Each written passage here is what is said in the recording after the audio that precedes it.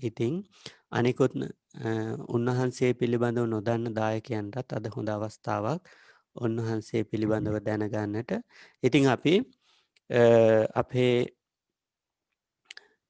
ලෙක්චර්ඩ් විහාරස්ථානයේ භික්ෂූන් වහන්සේලා වෙනුවෙනුත් ඒවගේම දායක පින්වතුන් වෙනුවෙනුත් අපි බොහෝමත්ම ගෞරවයෙන් යුක්තව විජිතරන්ද හාමුදුරුවෝ බොහෝමත්ම ගෞරවයෙන් යුක්තව අපේ සීල භාවනා වැඩසටහනට අපි පිළිගැනීමක් වශයෙන් හැම දෙනාම සාධකාරයක් පවත්වන්න.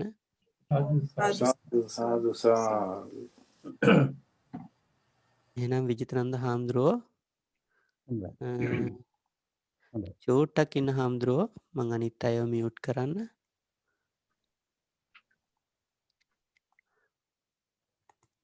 දැන් අන්මියුට් කරන්න හාමුදුරුවෝ.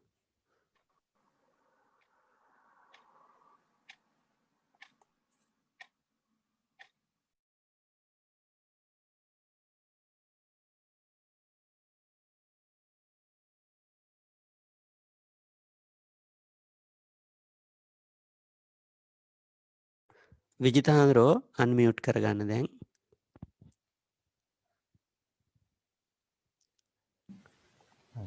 ආරයිට්. හරි. එහෙනම් අවසරයි හොඳයි.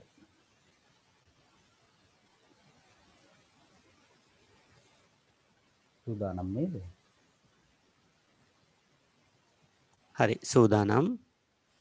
හොඳයි. කවුරුත් සාදු නාදයක් දෙන්න බලන්න මට එතකොට ඇහෙන බව හැඟෙනවා. නෑ හාමුදුරුවෝ අනිත් අය ඔක්කොම මියුට් කරලා හරි. තියෙන්නේ. හරි. අනිත් අයට ඇහෙනවා අපිට ඇහෙනවා. හොඳයි.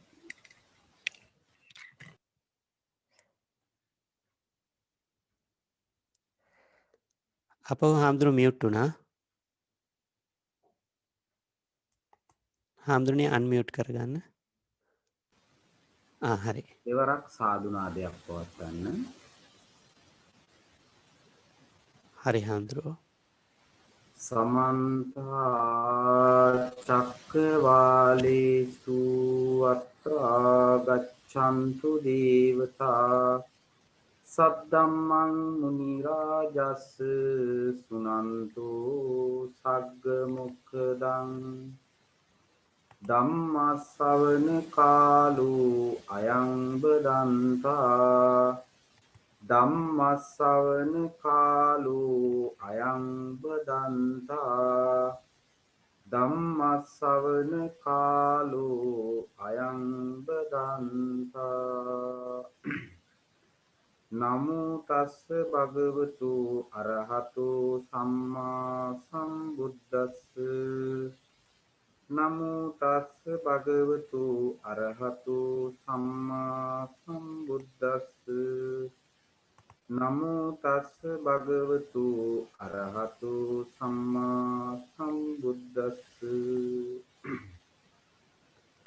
අච්චින්ති කාලා තරයන්ති රත්තියෝ වයෝ ගුණං අනුකුබ්බං ජහන්ති ඒතං භයං මරණ පෙක්ඛ මනෝති සදහබර ගුණබර වාසනාවන්ත බෞද්ධ පින්වතුනි අද මේ ඇත්තෝ බොහෝම ශ්‍රද්ධාවෙන් තම තමන්ගේ නිවෙස් වලට වෙලා අෂ්ටාංග උපෝසත සීලය සමාදන් වෙලා බොහෝම සිල්වත් දවසක් ගත කරන්නට කල්පනා කරන්නට යෙදුණා. ඒ අනුව ලෙක්චර්ඩ් බෞද්ධ විහාරස්ථානය සමග මේ ආකාරයට සම්බන්ධ වෙලා මේ පින්කම් වලට සම්බන්ධ වෙනවා. ඉතින් ඒ අනුව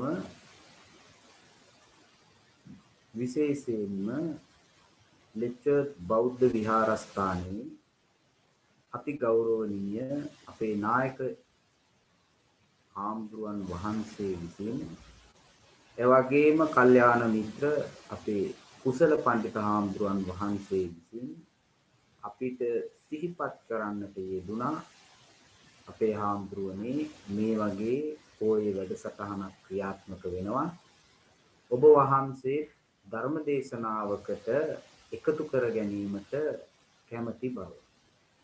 ඉතින් ඒ අනුව මම වේලාවක් උන්වහන්සේලාගෙන් ඇහුවම මේ අවස්ථාව තමයි සඳහන් කරන්නට යෙදුනේ. ඉතින් මූලික වශයෙන් ලෙක්චර් අපේ නායක හාමුදුරුවන් වහන්සේ මේ ඇත්තෝ පෙහෙවස් සමාදන් කරවලා දැන් බොහෝම සීලයෙන් යුක්ත සිල්වත් පිරිසක් බවට පත් වෙලා ඉන්නවා. දැන් ඊයේ මේ ඇත්තෝ නොඑක් වැඩ කටයුතු වල යෙදුණා. මනස ගත්තොත් මනස බොහෝම ව්‍යාකූල වෙලා තිබුණා. ශරීරය ගත්තොත් වැඩ රාශියකින් යුක්තව විවිධ කටයුතු වල නිරත වෙලා හිටියා. අද ඒ සියලුම දේවල් පසෙකට දාලා අමතක කරලා දාලා Tamanගේ මෙලව සහ පරලොව කියන දෙලව අභිවෘද්ධිය පිණිසම හේතු වෙන බොහොම වාසනාවන්ත අවස්ථාවක් බවට පත් කර ගැනීමට මෙයත් උත්සාහ ගත්තා. ඒ අනුව අපේ නායක හාමුදුරන් වහන්සේ විසින් මූලික වශයෙන් මෙයත් පෙහෙවස් සමාදන් කරවලා සිල්වත් පිරිසක් බවට පත් කරලා ඉන්නවා. ඒ නිසා මුල් වශයෙන්ම අපේ නායක හාමුදුරන් වහන්සේගෙන් අවසරයි, ඒ වගේම කල්යාණ මිත්‍ර අපේ කුසල පඬිත හාමුදුරන් වහන්සේගෙන් අවසරයි. පින්වත්නි, මේ ඇත්තන්ට ජීවිතයට ඒ වගේම සසරට ඊටාම වැදගත් වෙන ධර්ම දේශනාවක් මේ ඇත්තන්ට දේශනා කිරීමටයි මේ සූදානම් වෙන්නේ. බොහෝම හොඳට ශ්‍රවණය කරන්න. දැන් ඔබ ධර්මශාලාව තුල නෙමෙයි ඉන්නේ. ඔබ ඉන්නේ ඔබේ ගෙදර බොහෝම නිදහස් තැනක. එතකොට Tamanට වාඩි වෙලා ඉන්න පුළුවන් සුව පහසු ආකාරයට තමයි ඔබ දැන් මේ ඉන්නේ. ඒ නිසා ධර්ම අවවාදයේ වශයෙන් ඊට ගැළපෙන ධර්ම අවවාදයක් දෙන්නත් මට සිහිපත් වෙනවා. ඒ නිසා පින්නතුනි ඈත ගමක උපාසකම්ම කෙනෙක්. මේ උපාසක අම්මා හැමදාම පන්සල් එනවා. පන්සල් ඇවිල්ලා පන්සල පිරිසුදු කරලා අතුපතු ගාලා විහාරේ පරස් කරලා පන්සලේ ලොකු හාමුදුරන්ට වැඳලා උන්වහන්සේගේ සුව දුක් විමසලා යන සිරිතක් තියෙනවා. මේව හැමදාම කරන මේ උපාසක. පෙහෙවස් සමාදන් මේ පොයේ දවසට පන්සලට ඇවිල්ලා පෙහෙවස් සමාදන් වෙනවා. පෙහෙවස් සමාදන් වුණාට පස්සේ දවස් 3ක් විතර 3-4ක් විතර පන්සලට එන්න වෙන්නේ. ඊට ඒ දවස් 3-4 ගියාට පස්සේ දිගටම ආයෙනෝ ඊළඟ පොයේ වෙනවා. මේ ඇත්තෝ හිතන්නේ මොකද පෙහෙවස් සමාදන් වුණාට පස්සේ දවස් 3-4ක් එන්නතු ඉන්නේ ඇයි? ඒ වෙන්නේ පින්නතුනි උපාසකම්ම බොහොම ශ්‍රද්ධාවන්ත. ඉතින් පෙහෙවස් සමාදන් වුණාට පස්සේ ධර්මශාලාවේ දැන් වාඩි වෙලා ඉන්නවා, හාමුදුරු වඩිනවා බණ කියන. ධර්මයේ දේශනා කරනකොට මේ උපාසකම්මා වාඩි වෙලා බණ අහගෙන ඉන්නකොට ටිකක් වෙලා යනකොට නිින්ද යනවා. වාඩි වෙලා කෙනෙක්ට නිින්ද ගියාම මොකද වෙන්නේ බෙල්ලට? බෙල්ල ඒ පැත්තට මේ පැත්තට කඩාගෙන වැටෙනවා නේද? අන්න එහෙම බෙල්ල කඩාගෙන වැටුනම මේ උපාසකම්මට බෙල්ලේ උලුක්කුවක් හරි බෙල්ලේ අමාරුවක් හැදෙනවා. හැදුනම මේකට තෙල් සාත්තුවක් කරන දවස් දෙක තුනක්. අන්න ඒ නිසා උපාසකම්මට දවස් දෙක තුනක් යනකම් පන්සලට එන්න බැරි වෙනවා. ඉතින් ඒ නිසා පින්නතුනි මේ ධර්මය දේශනා කරනකොට හිත එක් තැනකට එනවා. හිත එක් තැනකට එනකොට ඒ හිත තවදුරටත් සංවර්ධනය කළා නැත්නම් මොකද්ද වෙන්නේ? පෘථග්ජන මනුස්සයෙක් ස්වභාවයෙන්ම නිඳ. ඒ නිසා අපි මේ ධර්මයේ අහලම ප්‍රගුණ කරගෙනම තමයි අපේ ඒ සිත අර එක්තෙන් කරගත්තම ධර්මයේ තුල තවදුරටත් හැසිරෙන්න දියුණු පියුණු කරගන්න පුළුවන්. ඉතින් ඒ නිසා ඔබ සුව පහසුව ඉන්න ඔබේ නිවස්නේ මේ හොඳට සිත මෙහෙवला මනස මෙහෙवला මේ දේශනා කරන ධර්ම දේශනාව ශ්‍රවණය කරලා මෙලව පරලොව Tamanගේ අභිවෘද්ධිය සාක්ෂාත් කරගන්න හැටියට සිහිපත් කරනවා. පින්වත්නි, මා විසින් ඉහත සඳහන් කරන්නට යෙදුන දේශනාව බුදුහාමුදුරුවෝ දේශනා කරලා තියෙන්නේ මජ්ක්‍ධිම නිකායේ කියන කොටස. මේ මජ්ක්‍ධිම නිකාය හරියට අපි බෞද්ධයාගේ අත්පොත වශයෙන් සැලකෙන ධම්මපදයේ අපි අහලා තියෙනවා. මේ ධම්මපදයේ සඳහන් වෙනවා වග්ග වග්ග වශයෙන් යමක වග්ගය, අරහත් වග්ගය, භික්ෂු වග්ගය. එතකොට මේ ඒ කොටස් වල සඳහන් වෙන්නේ භික්ෂු වග්ගය කියලා අපි උදාහරණයකට ගත්තොත් භික්ෂූන් පිළිබඳව විතරයි. ආන්න එහෙම මේ මජ්ක්‍ධිම නිකායත් කොටස් වලට ඒ බඳු ආකාරයට වෙන් කරලා තියෙනවා. එහෙම වෙන් කරපු කොටසක් තමයි දේවතා සංයුත්තය කියලා කියන්නේ. දේවතා සංයුත්තය. මේ දේවතා සංයුත්තේ සඳහන් වෙනවා සූත්‍රයක් අච්චෙන්ති කියලා. සූත්‍රයේ නම තමයි අච්චෙන්ති. මේ දේවතා සංයුත්තේ සම්පූර්ණයෙන්ම සඳහන් වෙන්නේ දෙවිවරු සහ බුදුහාමුදුරුවන් වහන්සේ අතර සිදුවෙච්ච සාකච්ඡා, ඒ වගේම ධර්ම දේශනා, තර්ක විතර්ක, මෙන්න මේ දේවල් තමයි සම්පූර්ණයෙන්ම මේ කොටසේ සඳහන් වෙන්නේ. එතකොට මේ අච්චෙන්ති කියන සූත්‍රයත් දෙවි කෙනෙක් හා බුදුහාමුදුරුවෝ අතර සිදුවෙච්ච සංවාදය. එක්තරා අවස්ථාවක දැන් මේ අත්ව දන්නවා දෙවිවරු බුදුහාමුදුරුවෝ හම්බෙන්නේ ඉන්නේ මොන වෙලාවටද කියලා. මධ්‍යම රාත්‍රියේ. ඒතර මෙන්න මේ අවස්ථාවක එක්තරා දෙවි කෙනෙක් බුදුහාමුදුරුවෝ හම්බෙන්නේ. ඇවිල්ලා බුදුහාමුදුරුවන්ට කියනවා බුදුහාමුදුරුවනේ මට තියෙනවා ලොකුම ප්‍රශ්න කිහිපයක්. ඒ ප්‍රශ්න කිහිපේ මම පහුගිය දවස්වල කල්පනා කරලා උත්තරේකුත් හොයාගත්තා. හැබැයි බුදුහාමුදුරුවනේ ඔබ වහන්සේ සමග සාකච්ඡා කරලා මම සොයාගත්ත උත්තරේ නිවැරදිභාවය තවදුරටත් තහවුරු කරගන්න තමයි ඔබ වහන්සේ සමීපයට මා පැමිණියේ කියලා කිව්වා. ඉතින් බුදුහාමුදුරුවෝ කෙනෙක් ආවම හම්බෙන්න බුදුහාමුදුරුවෝගේ සාමාන්‍යයෙන් සිරිත තමයි. ඉතින් උන්වහන්සේ වැඩ ඉන්න තැනට ආවම ඒ වැඳලා එකක් පසකින් වාඩි වෙනවා. වාඩි වුණාට පස්සේ උන්වහන්සේගේ සිරිත සුවදුක් විමසන එක.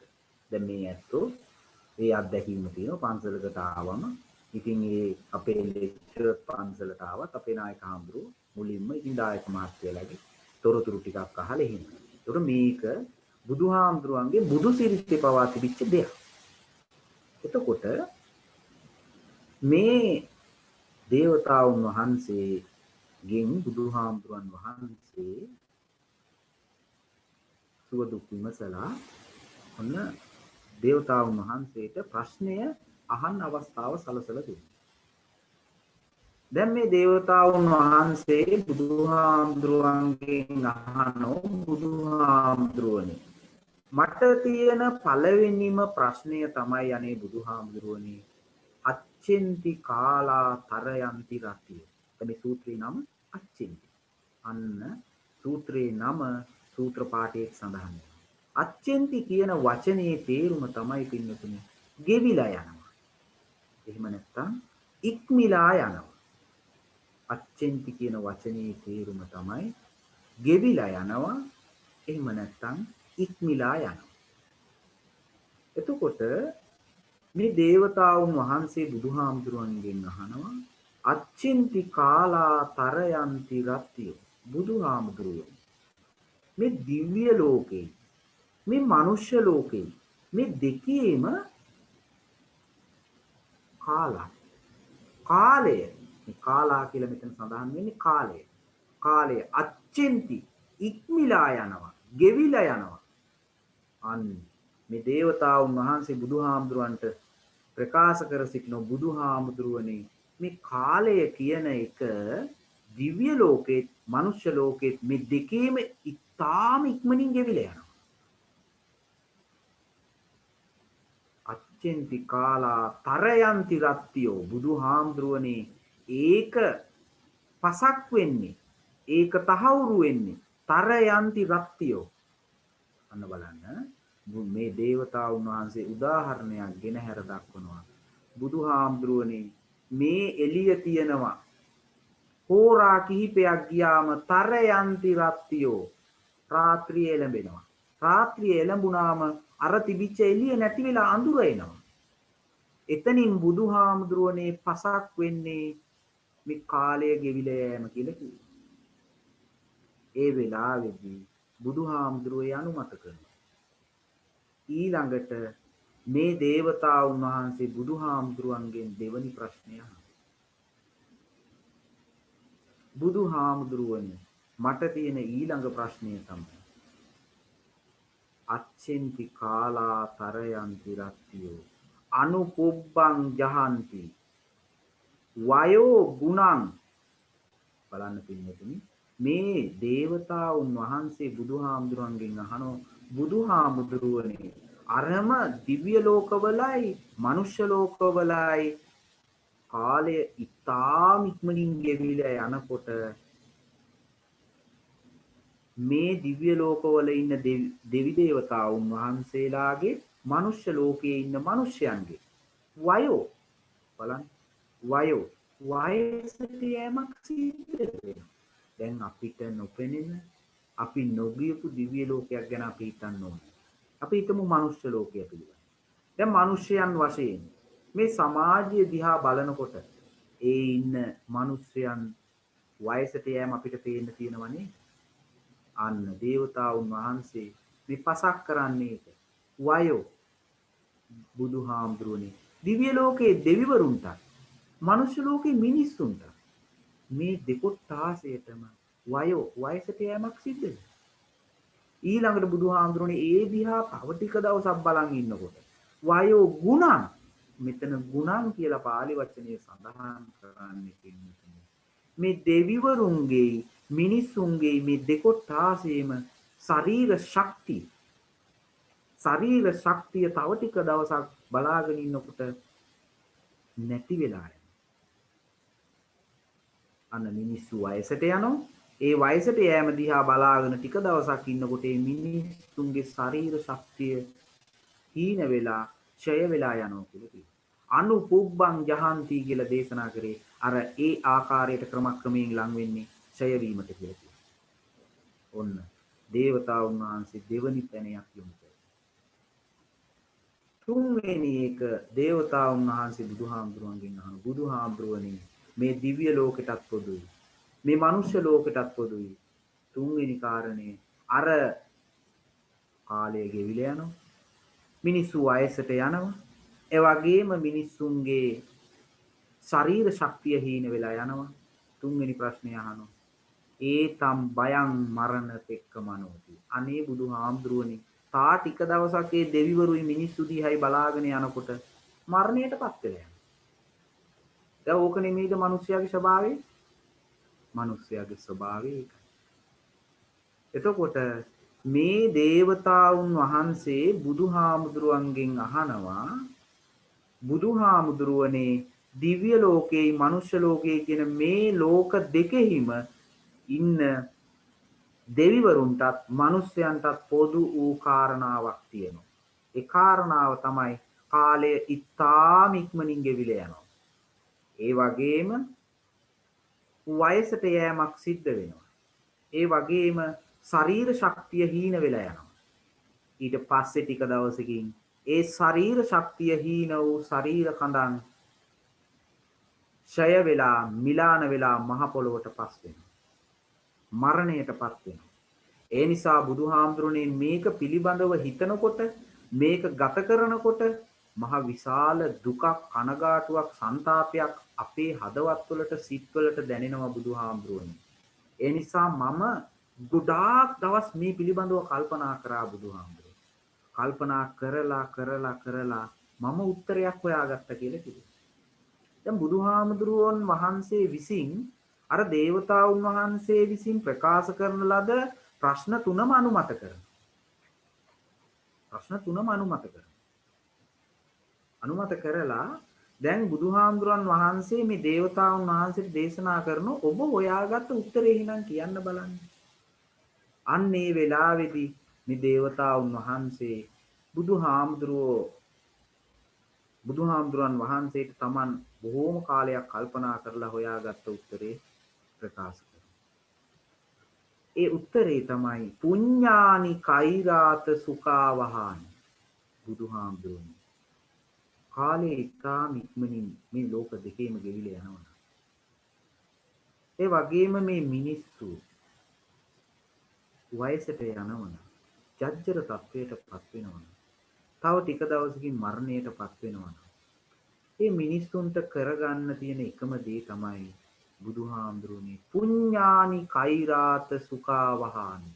ලැබෙන සෑම අවස්ථාවකදීම පින්දහම් කටයුතු කර ගැනීමයි කියලා කිව්වා.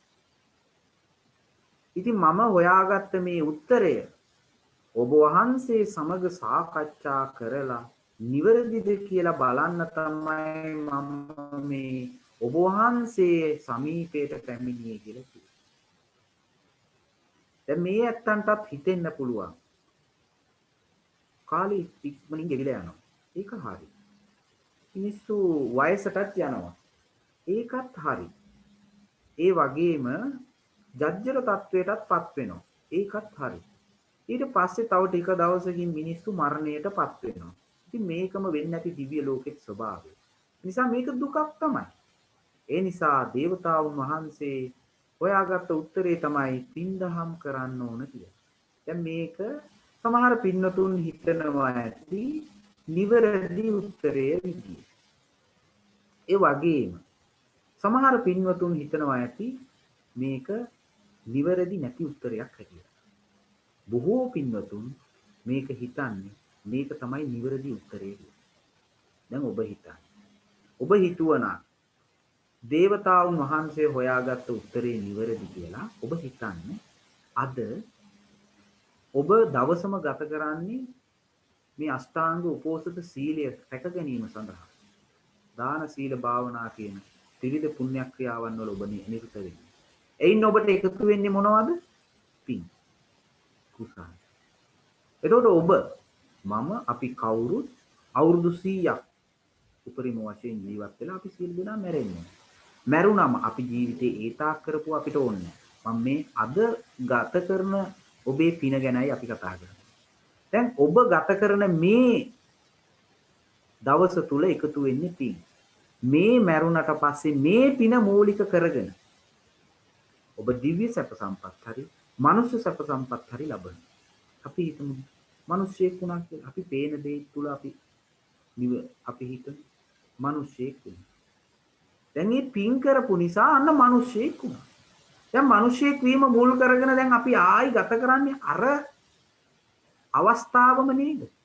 ලදරුවෙක් වෙනවා. ඊට පස්සේ ටිකක් ලොකු වෙනවා, ළමා වියට එනවා, තරුණ වියට එනවා, මැදි වියට එනවා, වයසට යනවා, ජජ්ජර තත්වයටපත් වෙනවා, මරණයටපත්. දැන් එතකොට ඔබට හිතෙනවද අර දේවතාවුන් වහන්සේ දේශනා කරපු පුඤ්ඤානි කෛරාති සුඛාවහානි මේ ලැබෙන අවස්ථාවෙන් පින් කර ගැනීම තුලින් අපිට පුළුවන් ද සසරෙන් එතර වෙන්න කියන කාරණේ නැත්තම් දුක්ඛිතයි කියන තත්වෙන් මිදෙන්න පුළුවන් කියලා ඔබ හිතුවද? අන්න ඔබ හිතුවනම් ඒක බුදුහාමුදුරන් වහන්සේ දේශනා කරන නිවැරදි නෑ. දැන් මේ විදිහට උදාහරණකින් බුදුහාමුදුරන් වහන්සේ දේවතාවුන් වහන්සේට මේ කාරණය පැහැදිලි කරලා දේශනා කරාට පස්සේ මේ දේවතාවුන් වහන්සේ බුදුහාමුදුරන්ගෙන් අහන බුදුහාමුදුරනේ මම හොයාගත්ත උත්තරේ වැරදි බව දැන් මට වැටහෙනවා. පින් කරන්න මේ සසරින් එතර වෙන්න මේ සසරේ තියෙන භයංකාරත්වයෙන් මිදෙන්න කියලා අපි පින් කරාම ඒ පින ගෙවන්න අපි සසරේ නැවත උපදිනවා. ඒ ඉපදීම මුල් කරගෙන නැවත අපි දුක්ඛිත තත්වයටපත් වෙනවා. ඒ නිසා ඔබ වහන්සේ මේ දේශනා කරපු කාරණිය මට පැහැදිලි වුණා.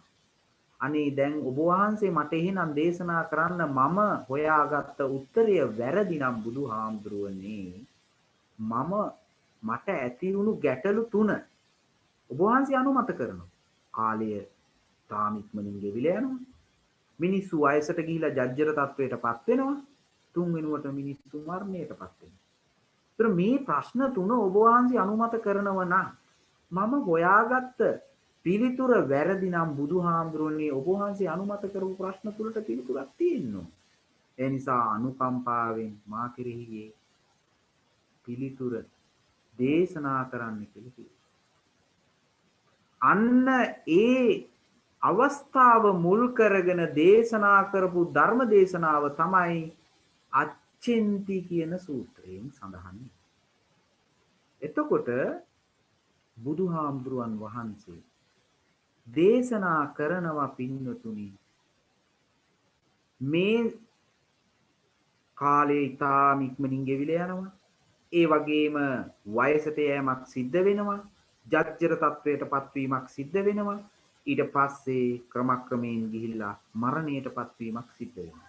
මේ නිසා ඒ පිළිබඳ හිතනකොට වේදනයි, සංසාරේ ගමන් කිරීම වේදනයි, ඒ දුක්ඛිත තත්වයටපත් වීම වේදනයි. ඒ නිසා මේකෙන් අත් මිදෙන්න නම් මොකද්ද කරන්න ඕන කියලා දේවතාවුන් වහන්සේ ඇහුවම බුදුහාමුදුරුවන් වහන්සේ දේශනා කරනවා පංචකාම වස්තුවේ ඈත් වෙන්න. පංචකාම වස්තුවෙන් ඈත් වෙන්න. කොහොමද අපි පංචකාම වස්තුවෙන් ඈත් වෙන්න කියලා මේ දේවතාවුන් වහන්සේ බුදුහාමුදුරුවන්ගෙන් අහනවා. දැන් ඔය ඇත්තෝ හිතන්නේ ඔය ඇත්තෝ සමහර වෙලාවට සිදු කරලා ඇති. එහෙම නැත්නම් සමාජයේ බොහෝ පෘථග්ජන මිනිස්යන්ගේ ස්වභාවය පෘථග්ජන මිනිස්සු දිහා බැලුවම ඒක දකින්න තියෙනවා. මොකද්ද? සමාජයේ කවුරු හරි වැදගත් වෙන මොනවා හරි දෙයක් ගේනවා. අපි හිතමු ගෙනාවා කියලා වටින වාඩි වුණාම හොඳ සැප පහසු තියෙන පුටුවක්. දැන් එහෙම පුටුවක් ගේන්නේ ගෙදර පුටු තියෙනවා. ඒවැ වාඩි වෙන්නත් පුළුවන්. හැබැයි තව දුරටත් සැප පහසුවේ වාඩි වීම සඳහා මිල වැඩි මිලක් දීලා හොඳ පුටුවක් ගේනවා. දැන් මේකේ අරමුණ මොකද්ද? මේකේ යථාර්ථය මොකද්ද? ඒ පංචස්කන්ධය සැප පහසු තත්වයෙන් තියන්නේ. හැබැයි ගෙදර තව පුටුවක් තිබුණා. ඒකෙත් වාඩි වෙන්න පුළුවන්. ඒකෙන් වාඩි වෙන්න තියෙද්දී තව අපිට සැප පහසුයි කියලා මේ පුටුව පිළිබඳ තොරතුරු දැනුනම අපි ඒක ගෙනාවා. දැන් එතකොට මේ මොකද්ද කරලා තියෙන්නේ? මේ කරලා තියෙන්නේ පින්නතුනි පංචකාම වස්තුවට නැත්තම් පංචකාම වස්තුව තුල එල්ලිලා ඉන්නේ. දැන් මේ බොහෝම පොඩි කාරණාවල් තමයි මේ සංසාරේ දිග්ගැස්සීමට හේතු වෙන්නේ. මෙන්න මේ කාරණය තමයි බුදුහාමුදුරන් වහන්සේ ඉතාම පැහැදිලිව මේ සූත්‍රයේදී දේශනා කරන්නේ. මහා කාරණා නෙමෙයි.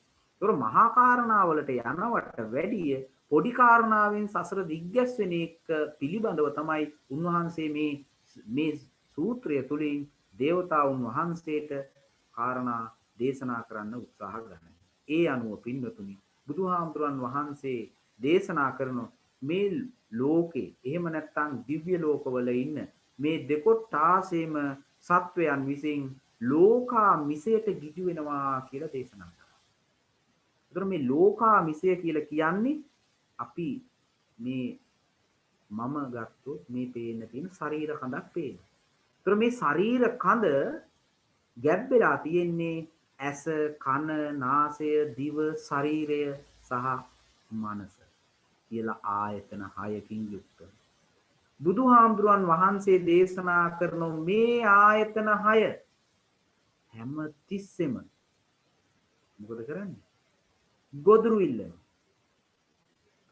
ඇස ඉල්ලන ගොදුර තමයි රූපය. දිව ඉල්ලන ගොදුර තමයි රසය. මේ විදියට හැම තිස්සෙම ගොදුරු ඉල්ලනවා. මේ ගොදුරු දීම වළක්ව ගන්න කියලා කියනවා. දැන් පින්නතුනි ඔය ඇත්තෝ හිතන්න. ඔය ඇත්තෝ දැන් ඉපදුණු දවසේ ඉඳලා අවුරුදු 20 30 මේ විදිහට ජීවිතේ ගත කරගෙන ඇවිල්ලා තියෙනවා වයස් ප්‍රමාණය. මේ වයස් ප්‍රමාණෙත් එක්ක අපිට බුදුදහම අපි ඉපදුණු දා පටන් අපිට ලැබුණු දෙයක්. නමුත් මේ බුදුහාමුදුරන් වහන්සේ දේශනා කරන මේ බුදුදහම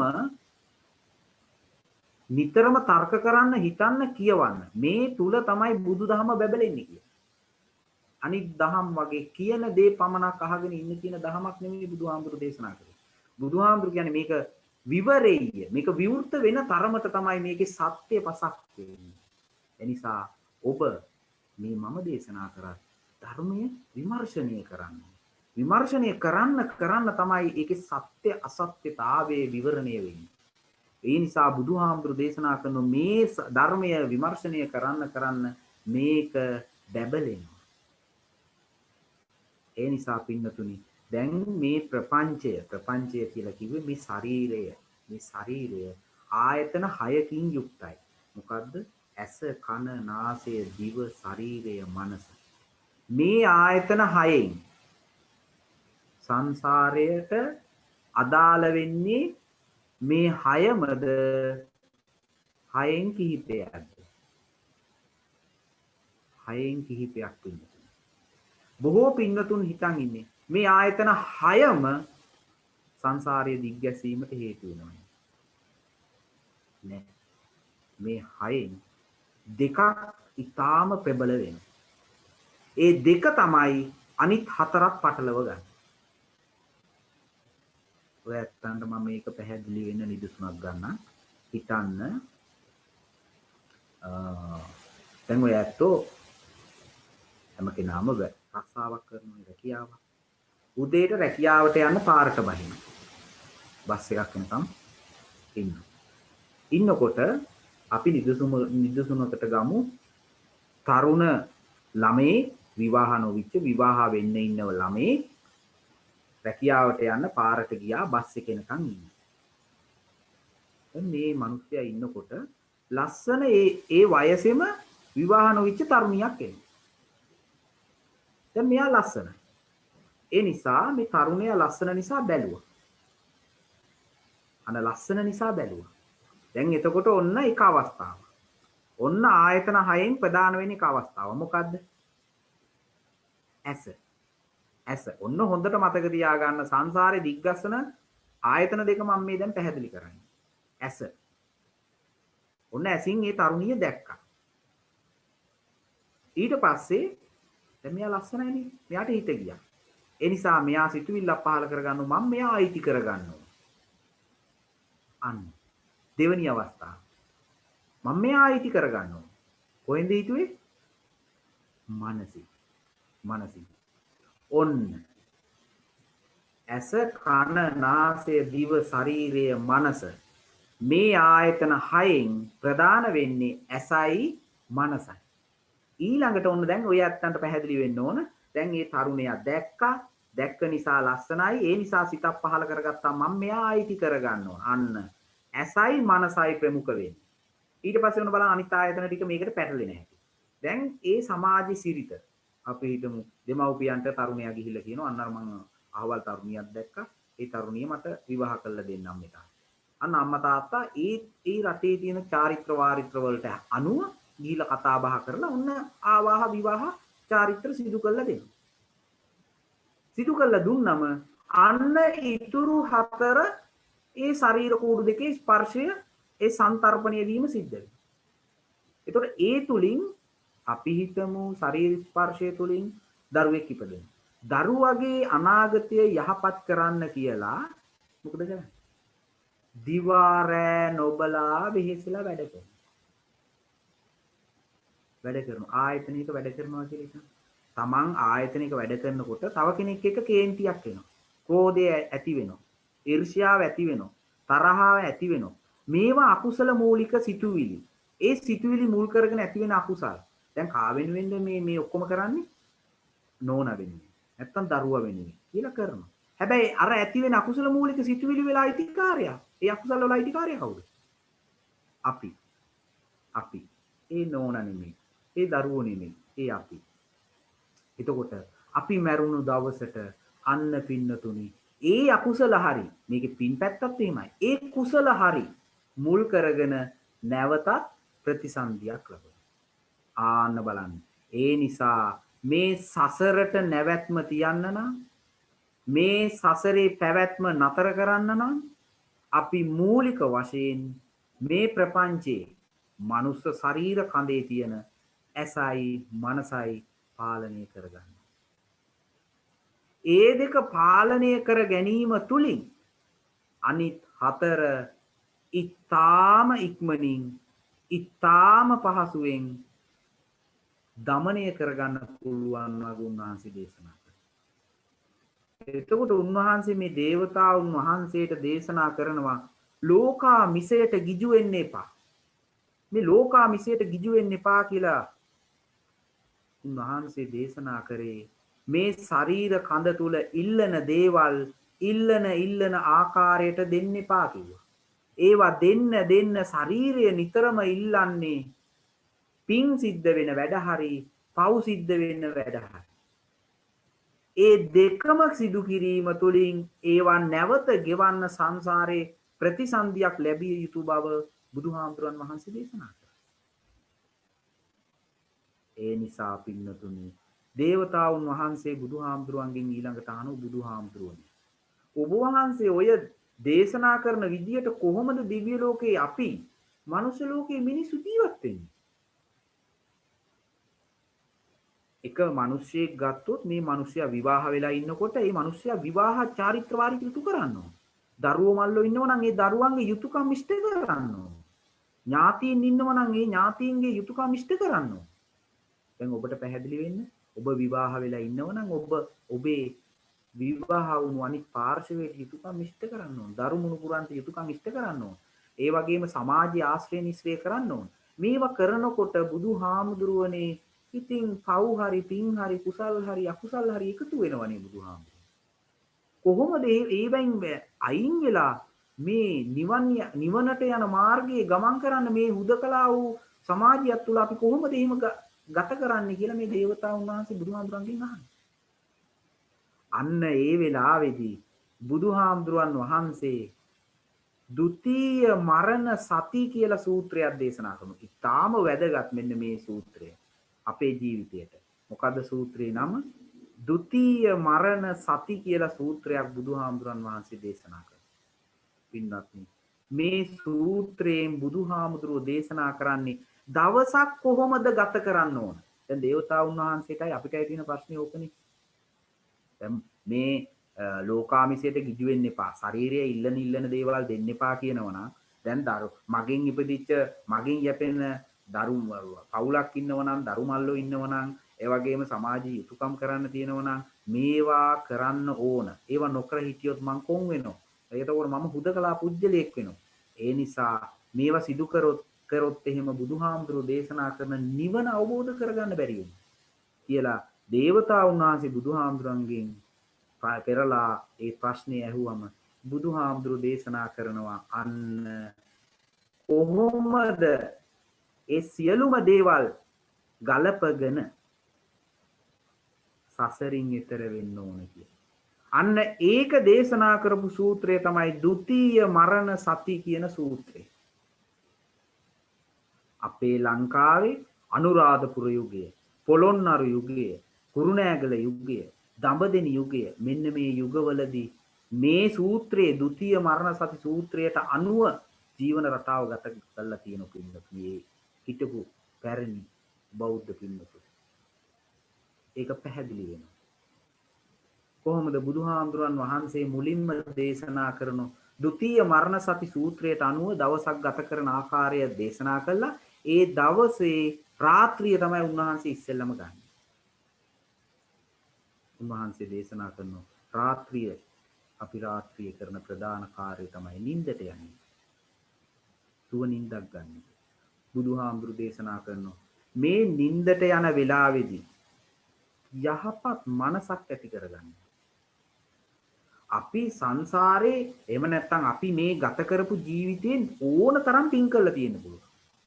එහෙම නැත්නම් ඕන තරම් පව් කරලා තියෙන්න පුළුවන්. හැබැයි නිදා ගන්න ගියපු වෙලාවේ ඔය කිසිම දෙයක් මතක් වෙන්නේ.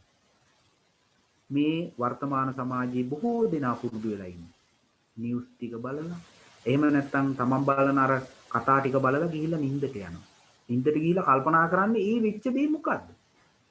කතාවක නම් තමන් කැමති චරිතයක් නම් කැමැත්ත කියන්නේ රාගයනේ. අන්න කැමැත්ත පිළිබඳව හෙට වෙන එක හිතනවා. අකමැති දෙයක් නම් දේශ සහගතව ඒ පිළිබඳව පිළිකුලෙන් හිතනවා. දැන් ඕකනේ වෙන්නේ. සාමාන්‍ය දේ ඕකයි. ඒතර බුදුහාමුදුරන් වහන්සේ දේශනා කරන නිින්දට ගිහිල්ලා රාගික සිතුවිල්ල, මෝහ සහගත සිතුවිල්ල, දේශ සහගත සිතුවිල්ල මේ කියන සිතුවිල්ලක් ඇති වුණොත් පින්වත්නි ෂණයකට හෝ මරණයටපත් වුණොත් ෂණයකට හෝ දුක්ගතිගාමී නරක ප්‍රතිසන්දියක් ලබන්න පුළුවන්. ඒ තාක් ජීවිතේ පන්සලේම නතර වෙලා ඉඳන් පින්කම් කරත් අර නිදා ගන්න වෙලාවේදී ඇති වෙච්ච සිතුවිල්ල දේශ සාගත නම්, මෝහ සාගත නම්, ලෝභ සාගත නම් ෂණයකට හෝ මේ ලොකු වෙලාවකට නෙවෙයි ෂණයකට හෝ දුක්ඛිත ප්‍රතිසන්දියක් ලබන්න පුළුවන්. ඒ වගේම පින්නතුනි බුදුහාමුදුරු දේශනා කරනවා ජීවිතේ ඒ තාක්ම පව් කරගෙන ඇවිල්ලා අර නිදා ගන්න වෙලාවේ යහපත් සිතුවිල්ලකින් නිදාගත්තොත් ඒ පුජ්‍යලයා ෂණයකට හෝ සුගතිගාමී සැපවත් ප්‍රතිසන්දියක් ලබන්න පුළුවන් කියලා උන්වහන්සේ දේශනා කළා. ඒ නිසා පින්නතුනි අපේ අනුරාධපුර යුගයේ, පොළොන්නරු යුගයේ, දඹදෙණි යුගයේ මේ පැරණි බෞද්ධ ඒ කාලවල වල ජීවත් වෙච්ච අය මෙන්න මේ ဒ ුතිය මරණ සති සූත්‍රයට අනුව ජීවත් වුණා. මම ඒක නිදසුන් සහිතව පැහැදිලි කරන්න. ඔය ඇත්තෝ දන්නෝ අපේ ලංකාවේ ලියවිච්ච පොත් තියෙනවා. සද්ධර්ම රත්නාවලිය. සද්ධර්ම රත්නාකරය. මෙන්න මේ වගේ පොත් ලියනකොට ඒ වැඩ හිටපු භික්ෂුන් වහන්සේලා උදාහරණ වලට අරගෙන තියෙන්නේ ඒ සමාජයේ ගැමි ජීවන රටාව. සමාජයේ ජීවත් වෙච්ච චරිත අරගෙන තියෙන්නේ. ඒතකොට චරිත ඒ සමහර කතාවල දෛනික ජීවන රටාව සඳහන් වෙනවා. කොහොමද? රැකියාවට ගිහින් හවසට ගෙදර සියලු දෙනාම එකතු වෙලා කෑම ටික සකස් කරලා පිරිසුදු වෙලා පන්සලට යනවා. පන්සලට යනවා හිත නිවා ගන්න. අපි රැකියාවට ගිහිල්ලා ඇඟපත සෝදගෙන හිත නිවා ගන්න කියලා යනවා රූපවාහිනිය ළඟට. ඔන්න අපේ වෙනස දැන් මේ බලන්න. අපි ගියේ හිත නිවා ගන්න කියලා ගිහිල්ලා රූපවාහිනිය ළඟට ඒකේ තියෙන ඒවා බලලා රාගික සිතුවිලි අවශ්‍ය ගන්නවා, දේශසාගත සිතුවිලි අවශ්‍ය ගන්නවා, මෝහසාගත සිතුවිලි අවශ්‍ය ගන්නවා. මේ කියන සිතුවිලි නිරන්තරයෙන් අපි අවශ්‍ය ගන්නවා. අනේ අර මිනිස්සයා මොකද කරේ? මහන්සිය නිවා ගන්න පන්සලට යනවා. පන්සලට ගිහිල්ලා මල් ටික පූජා කරලා මුකුත්ම ඕනේ නැහැ. බණ කියන්න බණ දාන්න කවුරුවත් නැහැ කියලා හිතමු අපි.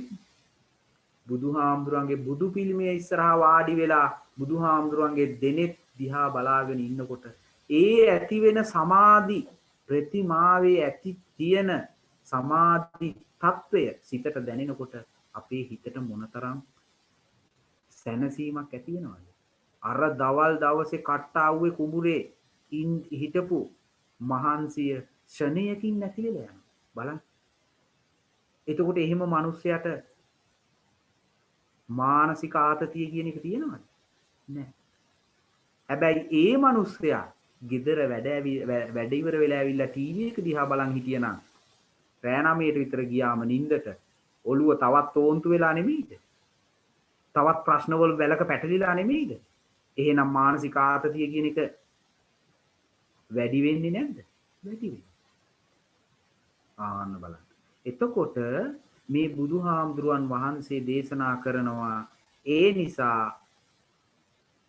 පැරණි මිනිස්සු ජීවන රටාව ගත කරනකොට බුදුහාමුදුරුවෝ දේශනා කරපු ආකාරයට අර නිින්දට යන වෙලාවේ දැහැමි මනසක් ඇති කරගන්න උත්සාහ ගත්තා. අනුරාධපුර පොළොන්නරු යුගවල මිනිස්සු. කොහොමද? ඔය සද්ධර්ම රත්නාවලිය වගේ පොත් තරම් කියවන්නේ ඒවයි තියෙන්නේ නිින්දට ගියා. නිින්දට ගෙදර බුදුන් ඇඳලා ඇවිල්ලා පන්සලට ගිහිල්ලා ඇවිල්ලා මේ මිනිස්සු රාත්‍රී ආහාරය අරගෙන ඊට පස්සේ නිදා ගන්න ගියාම ගෙදර හිටපු ආච්චි සීයයි හරි අම්මා තාත්තා හරි කවුරු හරි වැඩි හිටියේ ඔක්කොම නිදා ගන්න ගියාට පස්සේ වෙස්සන්තර ජාතකයේ කියනවා. එහෙම නැත්තම් පිරිත් කියුවා. දැන් අපිත් පොඩි කාලේ පින්නතුනි කල්පනා කරා මේ වෙස්සන්තර ජාතකයේ දැන් පිරිත් නම් ඕන වෙලාවක ගුණදායකයිනේ. නමුත් මේ වෙස්සන්තර ජාතකයයි කියවන්නේ. ඕක අවුරුදු 100ක් අපි හිතමු අපේ ගෙදර 100 කිව්වොත් 100 කියන තාලෙත් මතක හිටිනවා. ඒ වෙස්සන්තර ජාතකෙත් මතක ඔක්කොම ටික මතක හිටිනෝනේ. ඉතින් මේක ඇයි මෙහෙම කිව්වේ කියලා අපිත් කල්පනා කරා. දැන් මේ ධර්මයේ හදාරනකොට තමයි පැහැදිලි වෙන්නේ. ඇයි? ගෙදර සියලු දෙනා නින්දට යන අවස්ථාවේ ගෙදර හිටපු වැඩිහිටියා පිරිත් කියනවා. එහෙම නැත්නම් වෙස්සන්තර ජාතකයේ කියනවා. ඒක කියනකොට අර කොට්ටේට ඔළුව තියාගෙන ඉන්න ගෙදර සෙසු සමාජිකයන්ට ලෝභ සහගත සිතුවිලි ඇති වෙනවද? නෑ. දේශ සහගත සිතුවිලි ඇති වෙනවද? නෑ. මෝහ සහගත සිතුවිලි ඇති වෙනවද? නෑ. අන්න බලන්න. එතකොට යහපත් දැහැමි මනසක් ඇති වෙනවා. ඒ මනසින් යුක්තව නිදාගත්තම අපි දන්නවා නිදාගත්තට පස්සේ බොහෝ අය රාත්‍රී මරණයටපත් වෙලා තියෙනවා. අන්නේබදු මරණයකටපත් වුණෝ සුප්ප බුද්ධං විය බොහෝම සැප පහසු ඇඳක නිදාගෙන නැකිටාක් වගේ බුදුහාඳුරු දේශනා කරන මනුෂ්‍ය දිව්‍ය සැප සම්පත් ඇතුව උප්පත්තියක් ලබන්න පුළුවන්. බොහෝ පව් කළා තිබ්බත් බොහෝ පින් කළා තිබ්බත් අන්න බලන්න මනස කොහොමද ගත කරන්න ඕන දිනචර්යාවේදී ඔන්න මුලින්ම මිනිස්සෙක් නිින්දට යන අවස්ථාවේ ගත කරන්න ඕන ආකාරය උන්වහන්සේ දේශනා කරා. දැන් අපි ඊළඟට බුදුහාමුදුරු දේශනා කරනවා දැන් ඔහොම නිින්දට ගියපු මිනිස්සයා උදේ නැගිටලා බලනකොට මැරිලා නැහැ. මැරිලා නැති නිසා දැන් ඔන්න බුදුහාමුදුරු දේශනා කරන මේ සූත්‍රයේ දවල් දවස දැන් පැය 24 දවසක් වෙන්න පැය 24ක් වෙන්න බෑ. ඒතර රාත්‍රිය ගත කරන්න කිව්වා එහෙම. දවල් දවස ඔන්න වැදගත්ම අවස්ථාව. දවල් දවස ගත කරන්නේ කොහොමද කියලා උන්වහන්සේ ඊළඟට දේශනා කරා. පින්වත්නි අපේ බොහෝ අයට තියෙන ගැටලුවක්. බොහෝ අවස්ථාවන් වලදී අපෙන් අහන බුදුහාමුදුරුව මේ හාමුදුරුවනේ අපිට මේ වැඩ කරන ස්ථානවලදී එහෙම නැත්නම් ගෙදර දොරේදී අපිට බොහොම කේන්ති එනවා. මේ කේන්ති ආවම අපි මොකද කරන්න ඕන? මේකට බුදුදහමේ තියෙන මේ විවරණය මොකද්ද බුදුහාමුදුරනේ? මේ හාමුදුරුවනේ කියලා මෙහිම අහනවා. අන්න ඒකට හොඳම විවරණය තමයි මේ සූත්‍රය තුල දීලා තියෙන්නේ. දැන් මේක බටහිර ලෝකයේ තුල එහෙම නැත්නම් මේ සමස්ත ලෝකයේ තුලම අද කේන්තිය වෙන්න පුළුවන්, මානසික ආතතිය වෙන්න පුළුවන්. මොකද්ද කරන්න කියලා කියන්නේ? කලමනාකරණය කරන්න කියලා කියන්නේ. බුදුහාමුදුරු කලමනාකරණය කරන්න දේශනා කරේ නැහැ. බුදුහාමුදුරු මේ ලෝකෙට පහළ වුණේ කර්මනාකරුවෙක් වශයෙන් නෙමෙයි. උන්වහන්සේ මේ ලෝකයට පහළ වුණේ මේ ලෝකේ මිනිස්සයෝ විසඳ ගන්න බැරි ප්‍රශ්නයකින් පෙළුණා. ඒ ප්‍රශ්නය තමයි මිනිස්සු මරණයටපත් වෙනවා. ඊට අමතරව මිනිස්සු මැරෙන තුරු ජජ්ජර තත්වයටපත්. මෙන්න මේකට විසඳුම් දෙන්න තමයි බුදුවරයෙක් ලෝකෙට පහළ වෙන්නේ. ඒ විසඳුම තමයි චතුරාර්ය සත්‍ය ආර්ය අෂ්ටාංග මාර්ගය. අවබෝධ කර ගැනීම සඳහා යථාර්ථය ත්‍රිලක්ෂණ. දැන් එතකොට පින්වතුනි දැන් බුදුහාමුදුරුවන් වහන්සේ මේ දේශනා කරපු ආකාරයට අපි හිතලා කල්පනා කරලා බැලුවම දවල් දවසත් අපි එහෙමනම් ගත කරන්න ඕන මානසික කේන්තිය එහෙම නැත්නම් මානසික ආතතිය නොයන ආකාරයට කොහොමද එහෙම ගත කරන්නේ? අන්න බුදුහාමුදුරුවෝ දේශනා කළා තියෙන මේ සූත්‍රයේදී ඒ වගේම ආර්ය අෂ්ටාංග මාර්ගයේදී එහෙම නැත්නම් යහපත් මනසින් එහෙම නැත්නම් හොඳ සිහි කල්පනාව ප්‍රගුණ කරන්න. මෙතන මේ කියන වචනේ මේක වචනයට පමණක් අපේ අය සීමා වෙනවා. මේක බොහොම ගැඹුරින් හිතන්න පින්නතුනි. යහපත් සිහි කල්පනාවෙන් කටයුතු කරන්න කියලා මෙතන කියන්නේ උන්වහන්සේ අපිට කේන්තිය එනවා. අපිට කේන්තිය එනවා. එතකොට දැන් ඉන්න අය කියන්නේ මේ කේන්තිය පාලනය කරගන්න උත්සාහ ගන්න. පුරුදු පුහුණු කරන්න. එහෙම නැත්නම් එන කේන්තිය පිට කළා දාන්න. සමාජයට හානියක් නොවන ආකාරයට. මෙහෙමනේ උදාහරණ දෙන්නේ. එහෙම නැත්නම් මෙහෙමනේ කියන්නේ. බුදුහාමුදුරන් වහන්සේ දේශනා කරනවා. නෑ. මේක නෙවෙයි. බුදුහාමුදුරන් වහන්සේ දේශනා කරන්නේ කේන්තිය එනකොට කේන්තිය ආව බව මට දැන් කේන්තියක් ආව බව සිහි කරන්න මනස දියුණු කරගන්න. ඔන්න ඔබේ මනස දියුණු තත්ත්වයේ තේරුම් ගන්නත් ඔබටම මේ අවස්ථාව. අන්න දවල් දවස ගත කරනකොට බුදුහාමුදුරුවෝ ලොකු දෙයක් කිව්වේ නැහැ. ලොකු දෙයක් කිව්වේ නැහැ. අර බිරිඳට සලකන්න එපා කිව්වේ නැහැ. මහත්යට සලකන්න එපා කිව්වේ නැහැ. දරුවන්ට සලකන්න එපා කිව්වේ නැහැ. සමාජයට සලකන්න එපා කිව්වේ නැහැ. අර දේවතාවුන් වහන්සේ හිටපු අර මහා පොළොව පරාසයක් ගැන බුදුහාමුදුරුවෝ දේශනා කරේ නැහැ පින්නතුනි. බුදුහාමුදුරුවෝ කිව්වේ යහපත් සංකල්පනාවෙන් කටයුතු කරන්න, සිහි කල්පනාවෙන් කටයුතු කරන්න. අන්න දේවතාවුන් වහන්සේ අහනවා කොහොමද බුදුහාමුදුරුවෝ එහෙම කරන්නේ? අන්න ඒ වෙලාවේදී මේ බුදුහාමුදුරන් වහන්සේ විසින් දේශනා කරනවා. දැන් මම මේක නිදසුනකින් පැහැදිලි කරන්නේ. දැන් ඔය ඇත්තෝ හිතන්නේ ඔය ඇත්තෝ උදේට වැඩට යනවා. මහත්යත් වැඩට යනවා. නෝනත් වැඩට යනවා.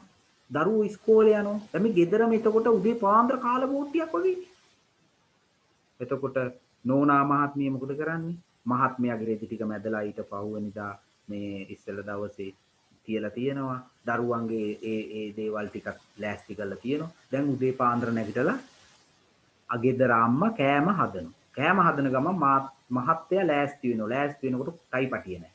ඔන්න අහනවා ටයි පටිය කොහෙද කියලා. ඒ ආසේ දරුවෝ දැන් ඉස්කෝලේ යන ලෑස්ති වෙනකොට ඔන්න සපත්තු දෙකේ කොමේස් දෙක අම්මේ කියලා අහනවා. දැන් අවංකවම ඇති වෙන්නේ හිතට මොකක්ද? කේන්තියක් නේද?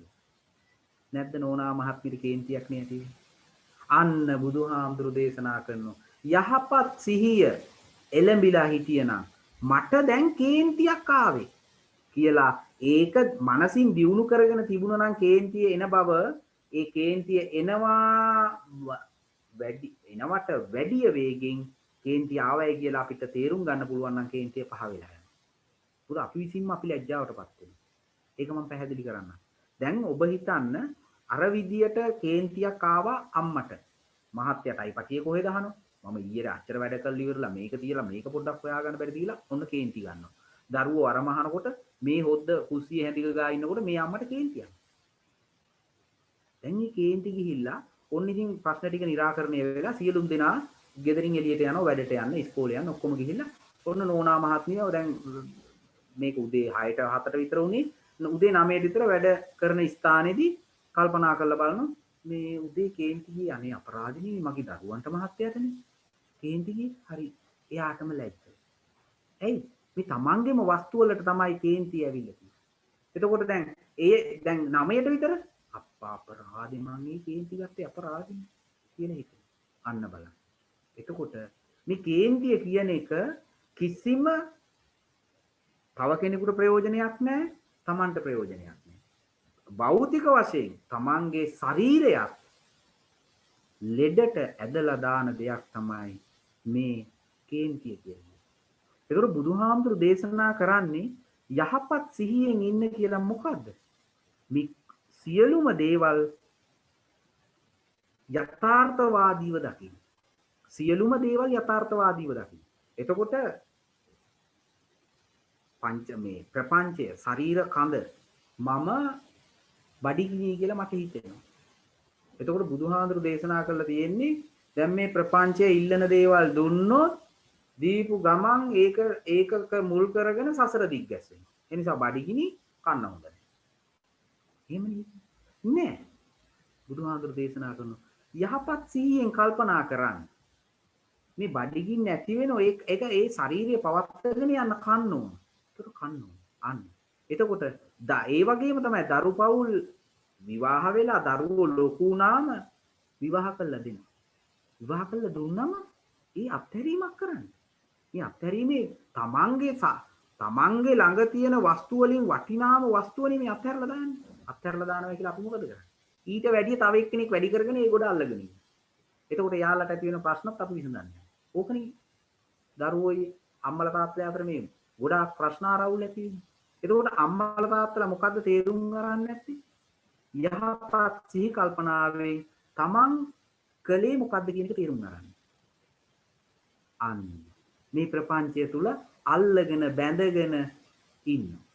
ඒක නිසා තමයි බුදුහාමුදුරන් වහන්සේ දේශනා කරනවා මේ ප්‍රපංචය යම් හේයකින් යම් අවස්ථාවකදී යම් දෙයක් අල්ල ගන්නවද අල්ල ගන්න වාරයක් පාසා සංසාරේ ප්‍රතිසන්දි ලබන්න බලාපොරොත්තු වෙන්නේ.